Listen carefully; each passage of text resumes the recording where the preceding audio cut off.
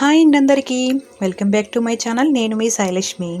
అందరూ ఎలా ఉన్నారు? బాగున్నారండి? నేనైతే చాలా బాగున్నాను. ఈరోజు వ్లాగ్ వచ్చి ఫ్రైడే వ్లాగ్ అనమాట. ఈరోజైతే మార్నింగే పూజ ఇవన్నీ అయిపోయాయండి. పిల్లలు స్కూల్కి వెళ్తున్నారు. ప్రస్తుతానికి క్యారేజీ సర్దుతున్నాను అనమాట. బయట చూసారా వాతావరణం ఎలా ఉందో? ఓ పక్కన నీలాకాశంలా ఉంది, ఓ పక్కనేమో తెల్లగా ఉంది. భలే అందంగా కనిపిస్తుంది కదండి. ఈ పక్కన ఒకలాగా ఈ పక్కన ఒకలాగా జ్యూయల్ షేడ్లా అనిపించింది నాకైతే. బాగుంది కదా. ఈరోజైతే వీళ్ళకి పప్పుల్స్ పెడుతున్నాను, ఇంకా అందరికీ కలిపి పెట్టేస్తున్నాను. అందుకనే ఇవన్నీ రెడీ చేసుకున్నాను. ఉల్లిపాయలు, కరివేపాకు, పచ్చిమిరపకాయలు, టమాటాలు. ఇందులో బెండకాయ, ములక్కాడ ఇవన్నీ కూడా వేస్తే బాగుంటాయి, కానీ ఇంకా వేయట్లేదండి ఫాస్ట్గా అయిపోవాలని. అవన్నీ వేస్తే ఇంకొంచెం సేపు ఉడికించాలి కదా, అందుకని పోపు దినుసులు కూడా పెట్టుకున్నాను. పప్పు కూడా ముందే ఉడికించి పక్కన పెట్టేసుకున్నాను, విజిల్ తెప్పించేసాను. ఇప్పుడైతే పోపు దినుసులు, వెల్లుల్లిపాయలు ఒలిచి వేసాను గుళ్ళు కింద. పప్పులకి ఇదే కదా బాగుంటాయి. చితక్కొట్టిన వేరే ఫ్లేవర్ వస్తుంది, వేరే ఫ్లేవరు కమ్మదనం వస్తుంది కదా అని. వేగుతున్నప్పుడే ఉల్లిపాయ ముక్కలు కూడా వేసాను. ఇవి కొంచెం వేగిన తర్వాత టమాటా ముక్కలు, కరివేపాకు కూడా వేస్తున్నాను. అందులోని కొద్దిగా పసుపు వేసాను అనమాట, మగ్గుతూ ఉంటాయని. ఇవాళ అయితే ఫాస్ట్గానే చేస్తున్నాను.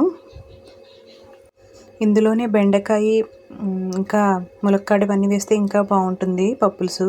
కానీ ఇప్పుడు అవి కొంచెం సేపు వేగాలి కదా, అందుకనే ఇంకా వేయట్లేదు. ఇవైతే ఫాస్ట్గానే వేగిపోతే ఆనియన్, టమాటా కూడా కదా, అందుకనే అలా వేస్తున్నాను. మా పిల్లలకు కూడా ఇష్టం అండి ఇది పప్పులుసు అంటే. ఇందులో వడియాలు అవి వేస్తే ఇంకా సూపరు. నన్ను అడిగితే ఎన్ని ఐటమ్స్ ఉన్నా, ఎన్ని వెరైటీస్ వచ్చినా ఈ పప్పులుసు, పప్పుచారుకున్న క్రేజే వేరు కదా.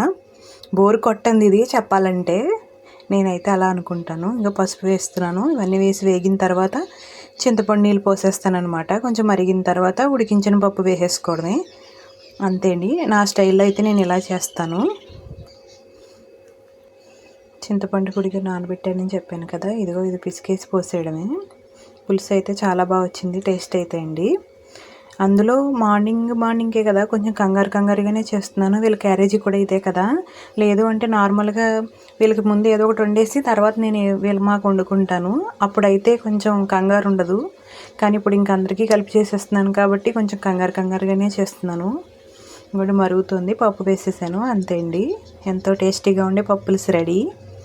ఈరోజైతే చాలా పనులు ఉన్నాయండి, అన్నీ చెయ్యాలి. అన్నీ చేస్తానో లేదో తెలీదు. కొన్ని కవర్ చేస్తున్నాను. ఇంకా అలసట అలానే ఉంది. ఆ పనులు అప్పుడు కార్యక్రమాలు అయ్యాయి కదా, అవంతా అలసట. ఒక్కొక్కటి చేసుకుంటూ వస్తున్నాను. ఆ ఊపులో తెలియలేదు, కానీ ఆ స్పీడ్గా చేసేయడం ఇప్పుడు తెలుస్తుంది. ఎక్కడ చూసినా పనే కనిపిస్తుంది. మళ్ళీ ఇదివరకు సర్దినప్పుడు ఎలా ఉందో మళ్ళీ స్టార్టింగ్ పొజిషన్కి వచ్చేసినట్టుంది. కొంచెం బెల్లం కూడా వేస్తానండి నేను పులుసులో, ఎందులోనైనా సరే. అంటే టేస్ట్ బాగుంటుందని నా ఫీలింగ్. లైట్గా, ఎక్కువ కాదు. ఏ పులుసుకైనా సరే కొంచెం బెల్లం వేస్తే టేస్ట్ బాగుంటుందండి. ఆ ఉప్పు, పులుపు అన్నీ సరిపోతాయి అన్నమాట. అందుకని ఇదైతే పసుపు అండి. ఇది నేను ఎప్పుడూ వాడుతూ ఉంటాను. ఇది నార్మల్ పసుపు కాదు, కస్తూరి పసుపు అంటారు కదా అది. నేను ఇది గిరిజన పసుపు అని కూడా అంటారు.